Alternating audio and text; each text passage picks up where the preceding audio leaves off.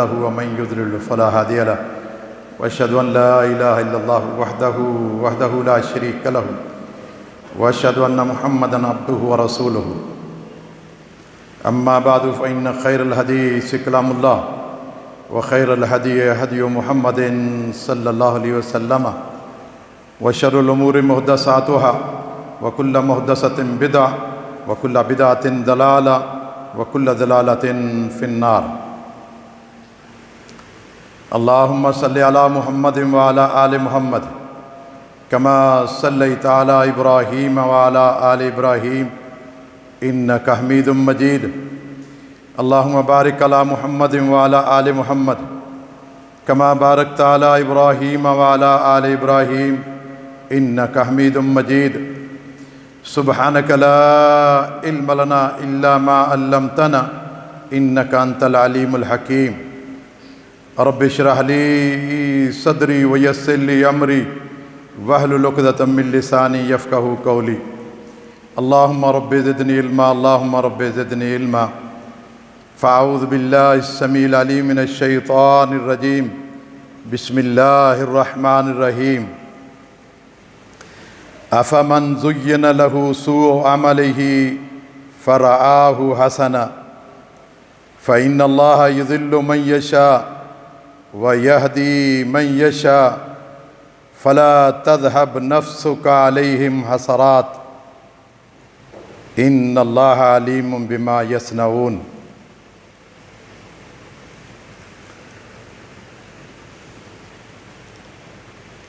کیا وہ شخص جس کا برا عمل اس کے لیے مزین کر دیا گیا ہو اور وہ اس برے عمل کو اچھا سمجھ رہا ہو، کیا وہ ہدایت یافتہ لوگوں کے برابر ہے؟ فإن اللہ یضل من یشاء، بے شک اللہ تعالیٰ جسے چاہتا ہے گمراہ کرتا ہے، وَيَهْدِي مَن يَشَاءُ، اور جسے چاہتا ہے ہدایت دیتا ہے۔ اے پیارے پیغمبر، آپ ان لوگوں پر حسرت نہ کریں، اپنی جان ان پر نہ وہ اپنی جان کو نہ اس پہ لگائیں، نہ وہ آپ افسوس کریں ان لوگوں پر، اس لیے کہ ان اللہ علیم بما یصنعون، اللہ تعالیٰ علیم بھی ہے، خبیر بھی ہے، حکیم بھی ہے۔ وہ اللہ تعالیٰ خوب جانتا ہے یہ جو لوگ کر رہے ہیں، ان کو اللہ تعالیٰ خوب اچھے طریقے سے جانتا ہے۔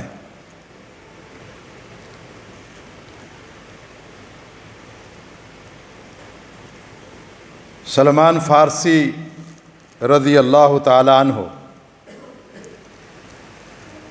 ان سے کسی شخص نے، ایک حدیث میں آتا ہے کہ مشرک انسان نے ان سے استہزاءً مذاق کرتے ہوئے یہ بات کہی کہ یعلمکم نبیکم کل شیء حتی الخراء،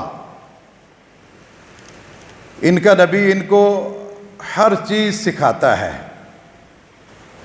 ان کے نبی کو ہر چیز بتانی پڑتی ہے، حتیٰ کہ استنجا کے آداب۔ اس شخص نے یہ جملہ استہزاء کے طور پر کیا، اسلام سے مذاق کرتے ہوئے کہا کہ یہ نبی تو ان کو استنجا کرتے ہوئے اس طرح حکم دیتا ہے کہ جس طرح عورتیں بول و براز کرتے ہوئے وہ آداب کا، پردے کا خیال کرتی ہیں، اسی طرح مرد بھی اسی طرح پردے کا خیال کریں۔ اس نے یہ بات استہزاءً کہی تھی، مذاق کے طور پہ کہی تھی۔ جناب سلمان فارسی رضی اللہ تعالیٰ عنہ نے کہا کہ ہاں، ہمیں ہمارا پیارا پیغمبر ہر چیز بتاتا ہے، ہمیں استنجا کے آداب بھی بتاتا ہے، صرف یہی نہیں، ہمیں تو انہوں نے یہ بھی بتایا ہے کہ ہمیں منع کیا ہے کہ ہم بول و براز کے وقت قبلہ کی طرف منہ کریں یا پیٹھ کریں، اس سے بھی پیارے پیغمبر نے ہمیں منع کیا ہے۔ اور ہمیں پیارے پیغمبر نے یہ بھی کہا ہے کہ ہم میں سے کوئی شخص بھی دائیں ہاتھ سے استنجا نہ کرے۔ اور ہمارے پیغمبر نے تو ہمیں یہاں تک سمجھا دیا ہے کہ اگر کسی نے پانی کی جگہ ڈھیلے استعمال کرنے ہیں تو وہ بھی کتنے کرنے ہیں؟ کم سے کم 3 ڈھیلے آپ صلی اللہ علیہ وسلم کا حکم ہے کہ ہم استنجا کرتے وقت استعمال کریں۔ اور آپ صلی اللہ علیہ وسلم نے ہمیں منع کر دیا ہے کہ کوئی شخص ہڈی سے اور گوبر سے، لیج سے استنجا نہ کرے۔ یہ تو ہمارے پیارے پیغمبر صلی اللہ علیہ وسلم نے جو ہے وہ فرمایا ہے۔ یعنی سیدنا سلیمان فارسی رضی اللہ تعالیٰ عنہ نے اس شخص کو بتایا کہ یہ کوئی شرمانے کی بات نہیں ہے، پیارے پیغمبر نے تو ہمیں وہ باتیں بتائی ہیں جو لوگ بتاتے وقت شرماتے ہیں۔ ہر چیز اللہ کے نبی صلی اللہ علیہ وسلم نے ہمیں بتا دی ہے۔ دین کا کوئی مسئلہ ایسا نہیں ہے جو آپ صلی اللہ علیہ وسلم نے ہمیں نہ بتایا ہو۔ جو بھی خیر تھی، جو بھی ثواب کا کام تھا، جو بھی بھلائی کا کام تھا، آپ صلی اللہ علیہ وسلم نے فرمایا کہ ما ترکت من شیء یقربکم الی الجنہ الا وقد حدثتکم بہ۔ لوگو، جو بھی چیز تمہیں جنت کے قریب کر سکتی تھی وہ میں نے بیان کر دی ہے۔ کوئی ایسی چیز نہیں جو تمہیں جنت کے قریب کر سکتی تھی اور میں نے بیان نہ کی ہو۔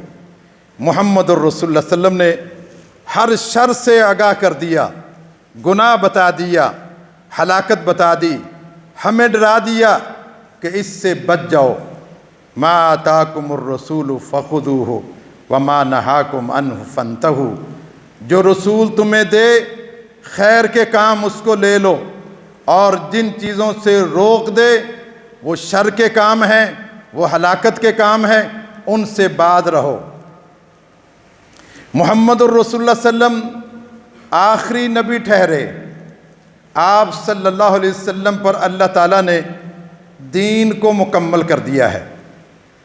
دین مکمل ہونے کے بعد اگر کوئی شخص کسی خیر کو کام کو اپناتا ہے اور سمجھتا ہے کہ یہ خیر کا کام ہے اور آپ صلی اللہ علیہ وسلم نے اس خیر کو نہ بتایا ہو، کیونکہ سب سے پہلے مخاطب دین کے محمد الرسول اللہ صلی اللہ علیہ وسلم ہیں، اور آپ نے کہا ہے انا اول العابدین۔ لوگوں، جو بھی عبادت کا معاملہ ہوگا، جو بھی دین کا معاملہ ہوگا، میں محمد الرسول اللہ صلی اللہ علیہ وسلم سب سے پہلے اس کو اپناؤں گا۔ آپ صلی اللہ علیہ وسلم نے اگر وہ خیر کا کام جو لوگ بعد میں اس کو خیر کا کام سمجھ کر رہے ہیں، اللہ کے نبی صلی اللہ علیہ وسلم نے نہیں کیا، وہ نیکی ان کے منہ پر مار دی جائے گی۔ کیونکہ کیا اللہ کے نبی صلی اللہ علیہ وسلم کو نہیں پتہ تھا کہ یہ نیکی ہے، یہ خیر کا کام ہے؟ آپ صلی اللہ علیہ وسلم نے پورا دین پہنچایا ہے، ایک ایک بات جو تمہیں جنت کے قریب کر سکتی تھی ساری باتیں بتا دی۔ کوئی ایک بات بھی ایسی نہیں۔ اس لیے تو اللہ تعالیٰ نے کہا ہے، آپ صلی اللہ علیہ وسلم نے جب صحابہ کرام سے کہا کہ اے میرے صحابہ کرام، میں نے اللہ کے دین کو پہنچا دیا ہے کہ نہیں پہنچا دیا؟ تم سب صحابہ نے کہا اللہ کے نبی آپ نے پورا مکمل دین پہنچا دیا ہے، آپ نے حق ادا کر دیا ہے۔ اور اس وقت صحابہ کرام کی طرف سے ایک آواز بھی آئی تھی کہ تم الدین وتم العمل بہ۔ آج اگر دین مکمل ہو گیا ہے اللہ کے نبی صلی اللہ علیہ وسلم، تو اس پر عمل بھی مکمل ہو گیا ہے۔ ہم نے اس دین پر عمل بھی مکمل کر دیا ہے۔ اس وقت اللہ کے پیارے پیغمبر نے جب صحابہ نے بھی گواہی دے دی، پھر آپ نے اللہ کو بھی کہا اللہم اشہد، اللہ تو بھی گواہ بن جا، تو بھی اس پہ گواہی دے کہ میں نے ان کو ان کا دین مکمل پہنچا دیا ہے۔ اور پھر اللہ نے یہ آیت اتار کر پیارے پیغمبر کی بات کو مکمل کر دیا، گواہی دے دی کہ الیوم اکملت لکم دینکم واتممت علیکم نعمتی ورضیت لکم الاسلام دینا۔ آج میں نے تمہارا دین تم پر مکمل کر دیا۔ جو دین میں نے آدم علیہ السلام سے شروع کیا تھا، چلتا آ رہا تھا، اور آپ پر ہم نے اس دین کو مکمل کر دیا ہے۔ ان الدین عند اللہ الاسلام، دین تو اللہ کے نزدیک اسلام ہی رہا ہے، آدم علیہ السلام سے لے کر آپ صلی اللہ علیہ وسلم تک۔ آپ کے بعد کوئی نبی نہیں آئے گا اور آپ کے بعد کوئی کتاب نہیں آئے گی۔ جو دین مکمل کرنا تھا وہ آپ پر مکمل کر دیا ہے۔ نجات کے لیے 4 چیزوں کو اچھے طریقے سے یاد رکھ لیں۔ نجات کن میں ہے؟ ایمان میں ہے، توحید میں ہے، سنت میں ہے، نیکی میں ہے۔ یہ 4 چیزیں انسان کی نجات کے لیے ضروری ہیں، اور ان چاروں چیزوں کی ضد بھی موجود ہے۔ ایمان کے بدلے میں اس کی ضد کفر ہے، اور توحید کی ضد شرک ہے، اور سنت کی ضد بدعت ہے، اور نیکی کی ضد گناہ ہے۔ جو بندہ کفر میں چلا گیا وہ ہلاک اور برباد ہو گیا، جو شرک میں چلا گیا وہ بھی ہلاک اور برباد ہو گیا، جو بدعت میں چلا گیا وہ بھی برباد ہو گیا، اور جو گناہوں میں جکڑا گیا وہ بھی برباد ہو گیا۔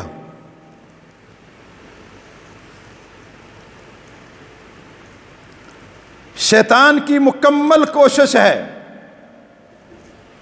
کہ وہ ان 2 ذریعوں سے، شرک اور بدعت کے ذریعے سے، لوگوں کو ایمان سے، توحید سے، سنت سے، نیکی سے دور رکھے۔ اور کسی حد تک وہ شیطان کامیاب بھی ہو رہا ہے۔ اس نے اللہ سے یہ قسمیں کھا کے کہا تھا کہ اللہ مجھے تیری عزت کی قسم ہے، میں ان سب کو گمراہ کروں گا، اور میری گمراہی کا طریقہ کار یہ ہوگا، میں ان کے سامنے سے بھی آ کر گمراہ کروں گا، میں ان کے پیچھے سے بھی آ کر گمراہ کروں گا، ان کے دائیں طرف سے بھی آ کر گمراہ کروں گا، بائیں طرف سے بھی آ کر گمراہ کروں گا۔ لا تجد اکثرہم شاکرین، اللہ اکثریت میری ماننے والی ہوگی، تیری ماننے والی نہیں ہوگی۔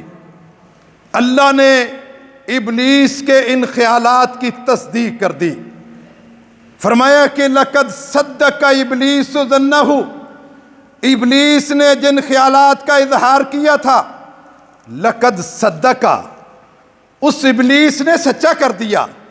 واتبعوہ، پوری کائنات کے لوگ اسی کے پیچھے لگے ہوئے نظر آتے ہیں۔ الا قلیل من المؤمنین، بہت تھوڑے لوگ ہیں جو ایمان میں، توحید میں، سنت میں، نیکی کے کام کرنے والے بہت تھوڑے ہیں۔ اکثریت شرک کرنے والی ہے، درگاہوں پہ جانے والی ہے، اکثریت بدعت کے کام کرنے والی ہے، اور اکثریت کفر کرنے والی ہے، اور اکثریت گناہوں کے کام کرنے والی ہے۔ اللہ نے قرآن مجید میں کہا یا ایھا الذین آمنوا اطیعوا اللہ واطیعوا الرسول، اے ایمان والو اللہ کی اطاعت کرو، اللہ کے رسول کی اطاعت کرو۔ اطاعت کیا ہوتی ہے؟ اطاعت کسے کہتے ہیں؟ اللہ نے جو فرمایا ہے، اللہ کے فرمان کو تسلیم کرنا اطاعت ہے۔ اللہ کے نبی نے جو فرمایا ہے آپ کے فرمان کو تسلیم کرنا یہ اللہ کے نبی کی اطاعت ہے۔ اور یہاں اللہ نے اتباع کا بھی ذکر کیا ہے۔ اتباع کہتے ہیں نقش قدم پر چلنا۔ جہاں اتباع کی باری آئی وہاں اللہ نے اپنا ذکر نہیں کیا بلکہ اپنے پیارے پیغمبر کا ذکر کیا ہے کہ آپ اللہ کے نبی کے نقش قدم پر چلو۔ آپ صلی اللہ علیہ وسلم جہاں قدم رکھتے جا رہے ہیں ان قدموں پر تم بھی قدم رکھتے آؤ، اسی طرح رکھنا ہے، اسی کیفیت میں رکھنا ہے جس کیفیت میں پیارے پیغمبر نے رکھا ہے۔ وَاتَّبِعُوهُ لَعَلَّكُمْ تُرْحَمُونَ، تم اس کے نقش قدم پر چلو۔ نقش قدم اللہ نے اپنے نہیں کہا، اس لیے کہ اللہ کے نقش قدم نہیں ہے، پیارے پیغمبر صلی اللہ علیہ وسلم کے نقش قدم ہے۔ جہاں آپ نے اپنا پاؤں رکھا ہے تم بھی اس پاؤں پر پاؤں رکھتے آؤ، جس کیفیت میں رکھا ہے اس طریقے سے تم بھی رکھتے آؤ۔ اور اتباع ہوگی جب آپ پیارے پیغمبر کی ہر چیز کو فالو کرو گے۔ آخر کوئی نہ کوئی سبب ضرور ہوگا۔ آپ نے اگر کوئی عمل کیا ہے اس کا سبب ہوگا، وہ عمل اور اس کا سبب بھی اللہ کے نبی سے ثابت ہو۔ 6 چیزیں اگر انسان کے عمل میں ہیں سمجھو کہ یہ بندہ حقیقی معنوں میں اللہ کے نبی کے نقش قدم پر چل رہا ہے، اور جس میں یہ 6 چیزیں نہیں ہیں سمجھو کہ وہ اللہ کے نبی صلی اللہ علیہ وسلم کے نقش قدم پر نہیں چل رہا۔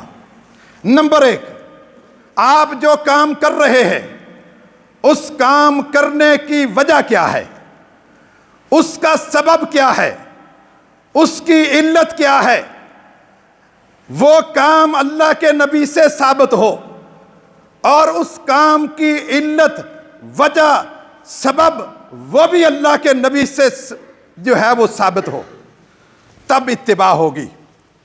جیسے آپ مغرب کی نماز پڑھتے ہیں، اس کا سبب کیا ہے؟ مغرب کی نماز اللہ کے نبی سے ثابت ہے، اور مغرب کے ٹائم پڑھنا اس کا سبب کیا ہے؟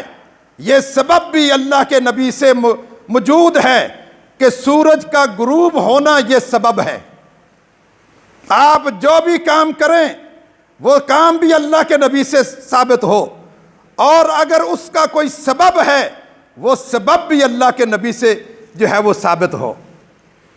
آپ خود ساختہ خوشیاں مناتے ہیں یا غمیاں کرتے ہیں، خوشی کا سبب بھی اللہ کے نبی سے ثابت ہو اور خوشی منانے کا طریقہ بھی اللہ کے نبی سے ثابت ہو۔ غم اللہ کے نبی سے ثابت ہو اور غم کا سبب بھی اللہ کے نبی سے ثابت ہو۔ وہ 11ویں ہو، وہ 12ویں ہو، وہ تیجا ہو، وہ 40واں ہو، وہ برسی ہو، وہ کوئی بھی چیز ہو، اس کا سبب بھی اللہ کے نبی سے ثابت ہونا چاہیے، وہ چیز بھی اللہ کے نبی سے ثابت ہونی چاہیے۔ نمبر 2، جو آپ عمل کر رہے ہیں اس کی جنس ہے، وہ جنس بھی اللہ کے نبی سے ثابت ہو۔ مثلا آپ قربانی جب کرتے ہیں اس قربانی کے جانور میں جنس اللہ کے نبی نے متعین کی ہے۔ یا تو آپ اونٹ ذبح کر سکتے ہیں، اونٹ کی جنس، یا گائے ذبح کر سکتے ہیں، گائے کی جنس، یا بکرا یا دمبا۔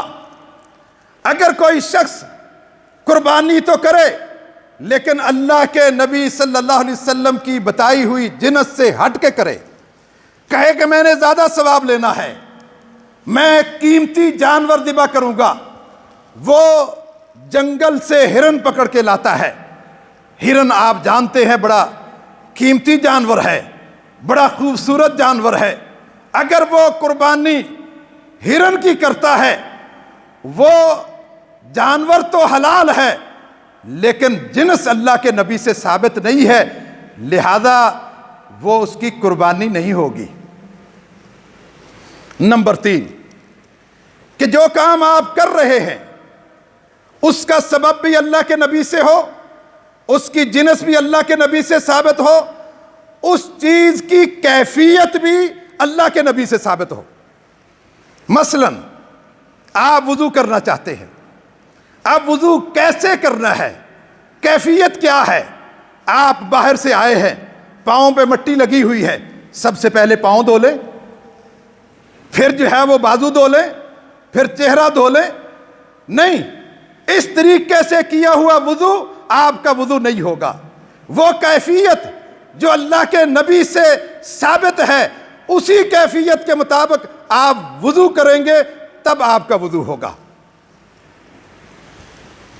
آپ 4 رکعتیں نماز پڑھ رہے ہیں، پہلے کیا ہے؟ قیام ہے، پھر رکوع ہے، پھر سجدہ ہے، پھر تشہد ہے، یہ ترتیب ہے۔ اس ترتیب اور اس کیفیت کو آپ معکوس کر دیں، الٹ کر دیں۔ آپ جو ہے وہ پہلے تشہد میں بیٹھے، پھر سجدے میں جائیں، پھر رکوع کریں، پھر قیام کریں، یہ کیفیت اللہ کے نبی سے ثابت نہیں ہے تو آپ کی نماز نہیں ہے۔ ایک شخص نے اللہ کے نبی کے سامنے مسجد نبوی میں نماز پڑھی، پڑھ کے آپ کو سلام کیا، آپ نے فرمایا ارجع فصلی فإنک لم تصلی، لوٹ جا دوبارہ نماز پڑھ، تیری نماز نہیں ہے۔ اس نے پھر نماز پڑھی، پھر سلام کیا، پھر آپ نے کہا تیری نماز نہیں ہے، پھر اس نے نماز پڑھی، 3 بار اس نے نماز والا عمل کیا۔ کیا ترتیب میں گڑبڑ تھی؟ کیا کیفیت میں گڑبڑ تھی؟ ہاں، ترتیب تو وہی تھی، قیام تھا، رکوع تھا، سجدہ تھا، تشہد تھا، ترتیب وہی ہے، اور تھوڑی سی کیفیت میں اس نے تبدیلی کی۔ جب وہ رکوع سے اٹھتا تھا کمر سیدھی نہیں ہوتی تھی، فوراً سجدے میں چلا جاتا، سجدے سے اٹھتا فوراً دوسرے سجدے کے لیے چلا جاتا، اعتدال نہیں تھا۔ اس ترتیب میں تھوڑی سی گڑبڑ کی، اس کیفیت میں تھوڑی سی گڑبڑ کی، آپ صلی اللہ علیہ وسلم نے فرمایا تیری نماز نہیں ہے۔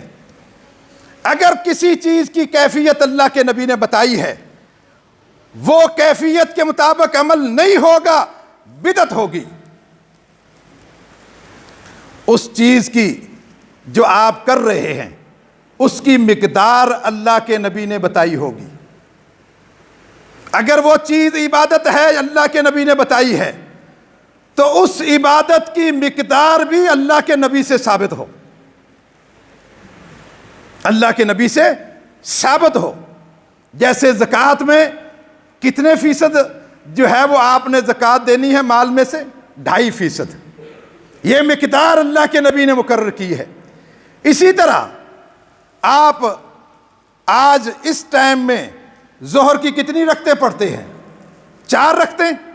آج آپ 2 رکعتیں پڑھیں گے، یہ مقدار کس نے مقرر کی ہے؟ اللہ کے نبی صلی اللہ علیہ وسلم نے۔ اگر وہ کام اس کی مقدار بھی اللہ کے نبی نے مقرر کی ہے تو پھر اتباع ہے۔ اگر آپ کی خود ساختہ مقدار ہے، آپ اپنی مرضی سے مقدار کو بڑھا رہے ہیں، کم کر رہے ہیں، تو پھر آپ اتباع کا حق ادا نہیں کر رہے۔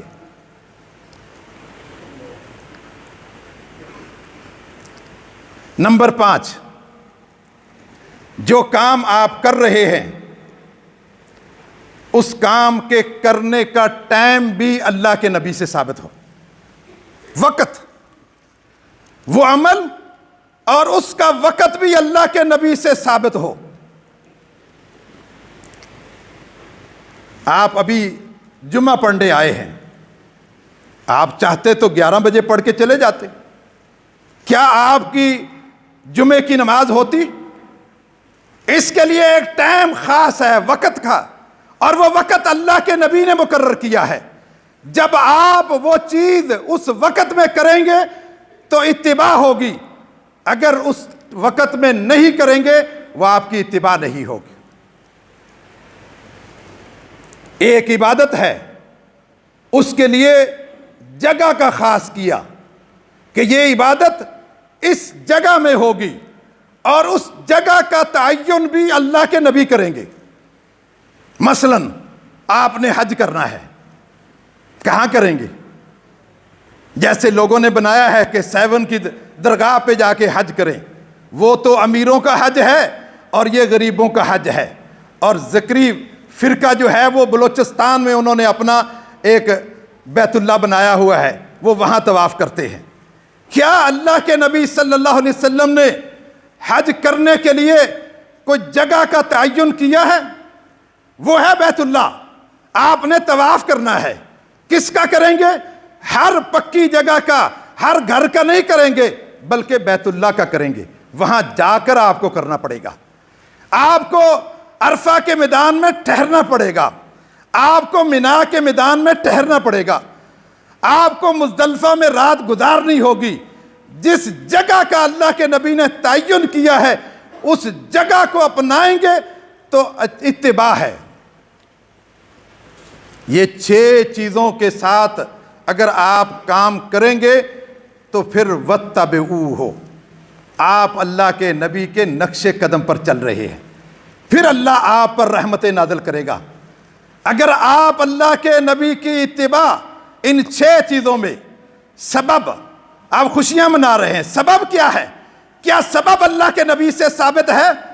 کیا اس کی جنس، جلوس نکالنا، ریلیاں نکالنا، یہ جنس اللہ کے نبی سے ثابت ہے؟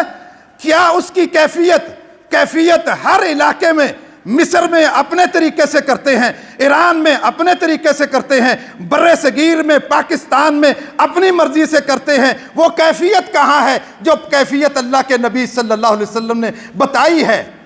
اور اس کا جو ہے وہ وقت، مقدار کتنی ہے؟ یہ تو بڑھتی جاتی ہے، کچی لسی کی طرح بدعت میں وسعت ہے۔ پہلے جو ہے وہ 12 وفات تھا، پھر میلاد النبی ہوا، پھر جشن میلاد النبی ہوا، اب عید میلاد النبی ہوا۔ پہلے اللہ کے نبی کے دور میں ربیع الاول تھا، اب ربیع النور بن گیا۔ اللہ نے جب سے زمین و آسمان کو پیدا کیا ہے اس دن سے مہینوں کی تعداد 12 ہے، اور 12 میں اللہ کے نبی نے ربیع الاول کو ربیع الاول بیان کیا ہے، لیکن ربیع الاول کو بدل کر اس کو نبی النور کہنا یہ بدعات ہے۔ مقدار، پھر وقت کا تعین کریں۔ اللہ کے نبی کب پیدا ہوئے؟ 12 کو ہوئے، 9 کو ہوئے، 10 کو ہوئے، 10 محرم کو ہوئے، 17 ذوالحجہ کو ہوئے؟ کب پیدا ہوئے؟ وقت کا تعین ہونا چاہیے۔ وہ وقت بھی اللہ کے نبی بتائیں گے تب عبادت ہوگی، اگر نہیں ہوگا وہ عبادت نہیں ہے، وہ بدعت ہے۔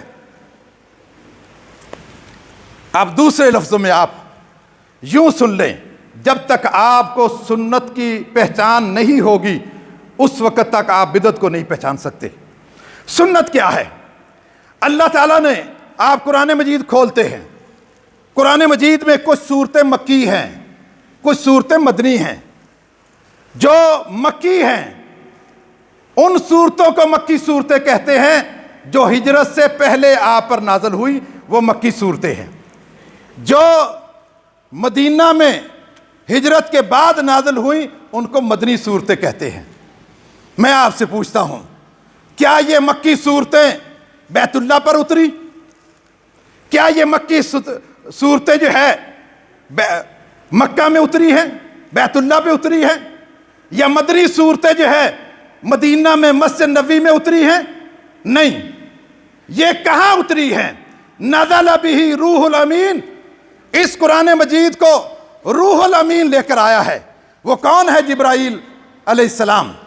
اور کہاں اتارا ہے؟ علی قلبک، اے پیارے پیغمبر، یہ نہ بیت اللہ میں اتری ہیں نہ مدینہ میں اتری ہیں، اللہ نے ان صورتوں کو آپ کے دل پر اتارا ہے، لِتَكُونَ مِنَ الْمُنذَرِينَ، تاکہ آپ لوگوں کو ڈرانے والے بن جائیں۔ میں آپ سے پوچھتا ہوں، میرے دل میں اگر کوئی چیز ہے، کیسے آپ کو پتہ چلے گی کہ میرے دل میں کیا ہے؟ میں بولوں گا تب پتہ چلے گا، میں کوئی کام کروں گا، کوئی حرکت کروں گا، تب آپ کو پتہ چلے گا کہ ان کے دل میں یہ ہے۔ یا میں میرے سامنے کوئی کام ہوتا ہو میں خاموش رہوں تو سمجھو کہ پتہ چل جائے گا کہ آپ کے دل میں کیا ہے۔ آپ صلی اللہ علیہ وسلم کے قرآن دل پر اتارا گیا ہے۔ آپ صلی اللہ علیہ وسلم بول کر بتائیں گے کہ میرے دل پر جو قرآن اترا ہے وہ کیا ہے۔ آپ کا بولنا حدیث ہے، آپ کا بولنا حدیث ہے، آپ جو کریں گے آپ کا کرنا حدیث ہے۔ آپ کے سامنے اگر کوئی کام ہو رہا ہے اور آپ خاموش رہیں وہ بھی حدیث ہے۔ اور آپ صلی اللہ علیہ وسلم نے قرآن سینے میں ہے آپ کے، آپ نے ایک کام کو چھوڑ دیا ہے۔ آپ کا چھوڑ دینا وہ بھی دین ہے۔ ما آتاکم الرسول فخذوہ، جو قول اللہ کے نبی دیں، جو بات دیں اس کو لے لو، جو فعل دیں اس کو لے لو، جو تقریر دیں اس کو لے لو۔ ما نہاکم عنہ فانتہوا، اور جس سے روک دیں اس سے رک جاؤ۔ حدیث کیا ہے؟ آپ کا بات، آپ کا بولنا، اس میں آپ اطاعت کریں گے اللہ کے نبی کی۔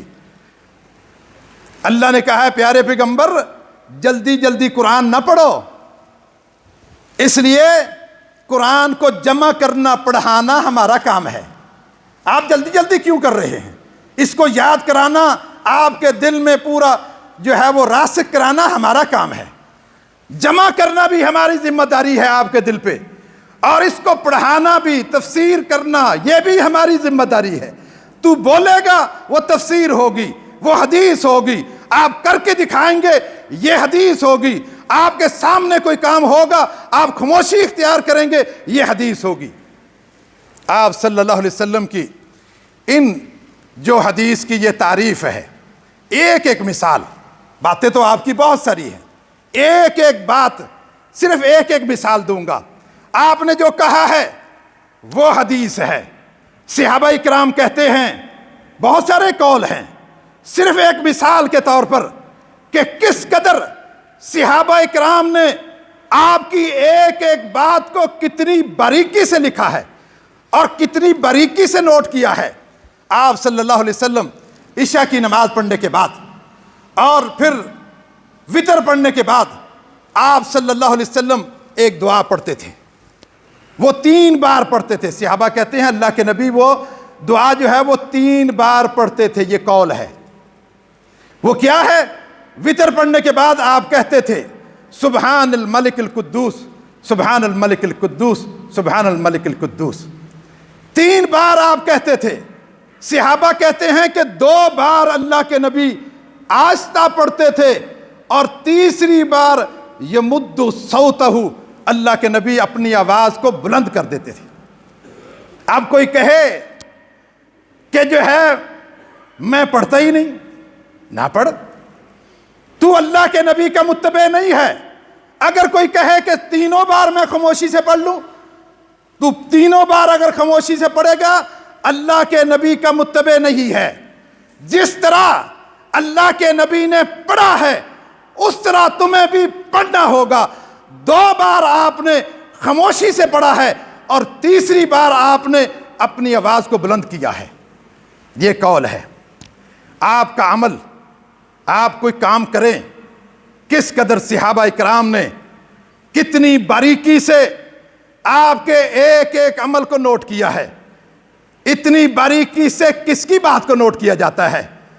اس لیے کہ یہ دین ہے، کوئی کھیل نہیں ہے، کوئی تماشا نہیں ہے، کوئی شطرنج کا کھیل نہیں ہے، یہ دین ہے۔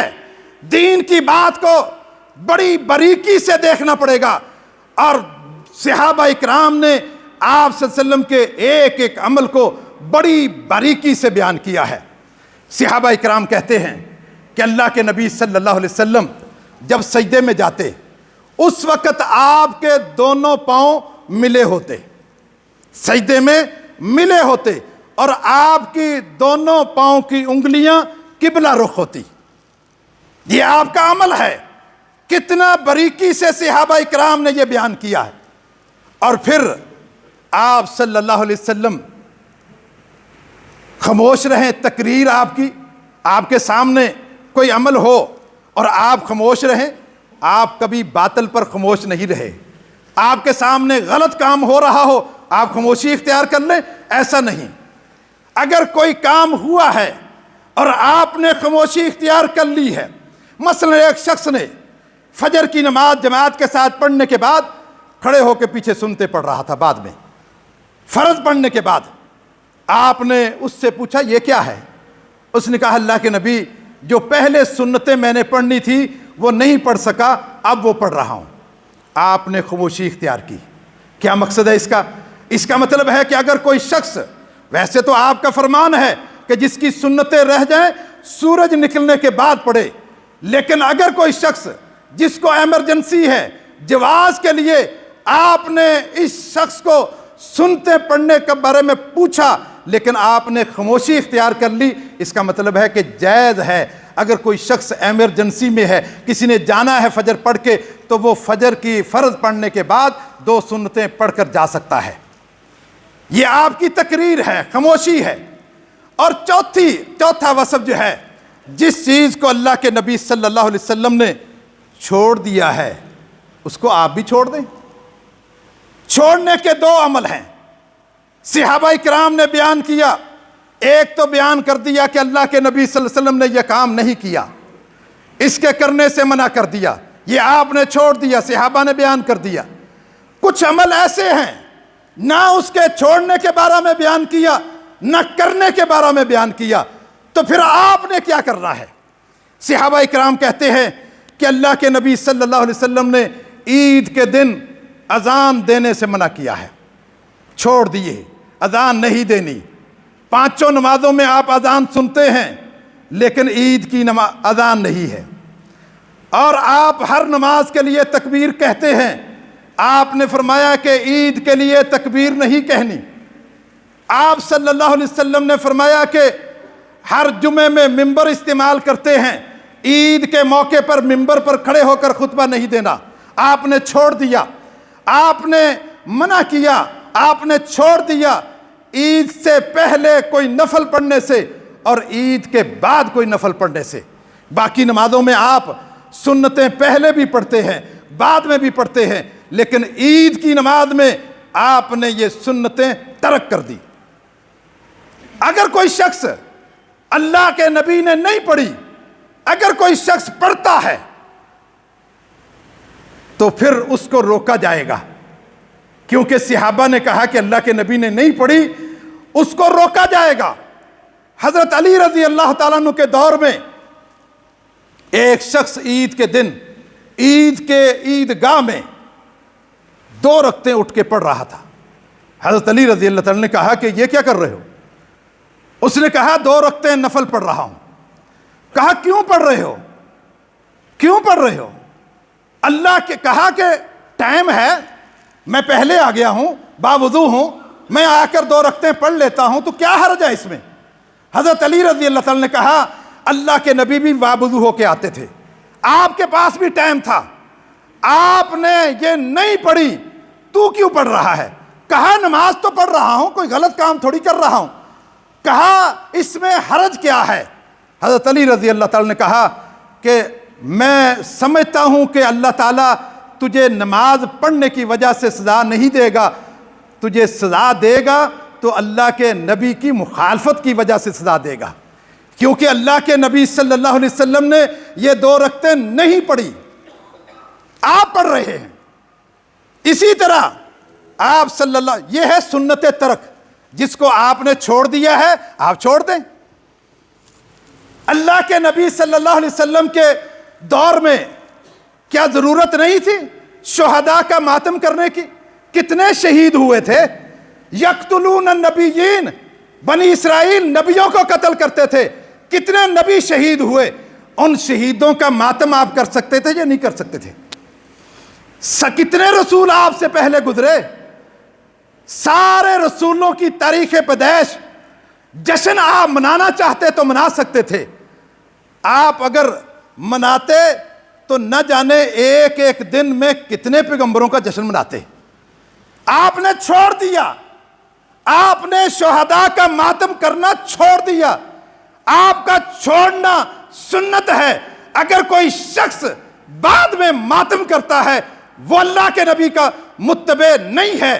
اگر آپ کے بعد کوئی جشن مناتا ہے، یہ 23 سال تک دن آپ کی زندگی میں بھی آیا ہے، اگر اتنا اہم ہوتا، اتنا ضرورت ہوتی اس کی اور اتنا اس کا ثواب ہوتا تو ضرور پیارے پیغمبر مناتے، کیونکہ انا اول العابدین، سب سے پہلا حکم جو اللہ دیتا ہے میں محمد الرسول اللہ علیہ وسلم کرتا ہوں، بعد میں تمہیں دیتا ہوں، بعد میں تمہیں بتاتا ہوں۔ امام مالک رحمہ اللہ نے کہا کہ من ابتدع فی الاسلام بدعۃ فیراها حسنہ فقد زعم ان محمدًا قد خان الرسالہ۔ کوئی شخص اگر دین میں کوئی بدعت جاری کرے اور سمجھے کہ یہ اچھی چیز ہے، اس کو اچھا سمجھ کے دین میں داخل کرتا ہے، وہ سمجھتا ہے اس کا عقیدہ کیا ہے، اس کا عقیدہ یہ ہے یہ اچھی چیز اللہ کے نبی سے چھپی رہی، مجھے پتہ چل گئی، اللہ کے نبی کو نہیں پتہ چلی۔ لیکن اگر اللہ کے نبی کو پتہ تھی اور نعوذ باللہ من ذالک اللہ کے نبی نے نہیں بیانت کی، تو سمجھو کہ وہ یہ سمجھتا ہے، اس کا عقیدہ یہ ہے کہ اللہ کے نبی صلی اللہ علیہ وسلم نعوذ باللہ من ذالک کہ اللہ کے نبی نے خیانت کی ہے۔ اگر وہ یہ سمجھتا ہے کہ اللہ کے نبی نے نہیں بیان کی، پتہ تھا آپ کو کہ بیان کرنی چاہیے لیکن آپ نے نہیں بیان کی، اس شخص کا عقیدہ یہ ہے کہ یا تو اللہ کے نبی نے اس کو چھپایا ہے یا آپ نے اس میں خیانت کی ہے، نعوذ باللہ من ذالک۔ ایک شخص نے امام مالک سے پوچھا، جس کو آپ نے چھوڑ دیا ہے چھوڑ دیں، یہی سنت ہے، اس کا چھوڑنا ہی سنت ہے۔ ایک شخص نے پوچھا، امام مالک میں عمرہ کرنے کے لیے جا رہا ہوں، میں احرام کہاں سے باندھوں؟ امام مالک رحمہ اللہ نے کہا کہ ذوالحلیفہ سے۔ جب آپ جاتے ہیں عمرہ کرنے کے لیے، مسجد نبوی میں جاتے ہیں، واپس عمرہ کرنے کے لیے احرام باندھتے ہیں، کہاں جاتے ہیں؟ ذوالحلیفہ مقام پر، بیر علی پر، وہاں جا کر احرام باندھتے ہیں، وہاں جا کر نیت کرتے ہیں۔ اس شخص نے کہا، امام مالک میں تو مسجد نبوی سے احرام باندھنا چاہتا ہوں، اللہ کے نبی کے روضہ سے کے قریب سے احرام باندھنا چاہتا ہوں۔ کہا کہ کیوں باندھنا چاہتے ہو؟ کہا کہ کیا فرق ہے، 15 16 20 کلومیٹر کا تو فاصلہ ہے، ذوالحلیفہ وہاں ہے، یہاں سے میں باندھ کے جاؤں گا، احرام میں جاؤں گا، ثواب بھی ملے گا۔ امام مالک رحمہ اللہ نے کہا یہ مسجد نبوی جو ہے اللہ کے نبی کے دور میں بھی تھی، آپ کا حجرہ آپ کے دور میں بھی تھا، اگر یہ ثواب کا کام ہوتا، اگر اللہ کے نبی نے اس کو ترک کر دیا ہے، چھوڑ دیا ہے، ذوالحلیفہ سے جا کے احرام باندھا ہے، آپ کو بھی ذوالحلیفہ سے جا کے احرام باندھنا ہوگا۔ ادھر سے باندھو گے تو یہ بدعت ہوگی اور یہ اللہ کے نبی کے دین پر آپ نہیں چل رہے۔ یہ چند ایک باتیں اصولی، ان کو آپ اپنا لیں، ان کو سمجھ لیں، پھر آپ سنت کو اگر آپ نے سمجھ لیا، بدعت آپ کو سمجھ آ جائے گی۔ اگر آپ نے سنت کو نہیں سمجھا تو بدعت آپ کو سمجھ نہیں آ سکتی، اس لیے کہ بدعت میں توسع ہے، وسعت ہے، سنت میں تبدیلی نہیں ہے، بدعت میں تبدیلی ہے۔ ہر ملک اپنے طور پہ، ہر بندہ اپنے طور پہ، کوئی اپنے اوپر کمکمے لگا کے چل رہا ہے، کوئی اپنے گھروں میں کمکمے لگا رہا ہے۔ مصر میں اور طریقہ ہے، ایران میں اور طریقہ ہے، دوسرے ملکوں میں اور طریقہ ہے، ہندوستان میں اور طریقہ ہے، بنگلہ دیش میں اور طریقہ ہے، اور پاکستان میں اور طریقہ ہے۔ یہ بدعت جو ہے یہ کئی رنگ بدلتی ہے، سنت کا ایک ہی رنگ ہے، صبغۃ اللہ ومن احسن من اللہ صبغہ، اللہ کا رنگ، اللہ کے دین کا رنگ ایک ہی رنگ ہوتا ہے۔ جو آپ سنت کو یہاں اپناتے ہیں، امریکہ میں بھی بیٹھا ہوا مسلمان اس سنت کو اسی طریقے سے کرتا ہے جس طریقے سے آپ پاکستان میں کرتے ہیں۔ کہیں بھی پوری دنیا میں سنت ایک ہی طریقے سے کی جاتی ہے، اور بدعت ہر علاقائی بدعت جو ہے وہ بدلتی رہتی ہے، تبدیلی آتی رہتی ہے، اس میں رنگ بھرتے رہتے ہیں۔ اللہ تعالیٰ سے دعا ہے کہ اللہ تعالیٰ ہمیں صحیح معنوں میں قرآن و حدیث کو سمجھنے کی اور اس پر عمل کرنے کی توفیق عطا فرمائے۔ وآخر دعوانا الحمد للہ رب العالمین۔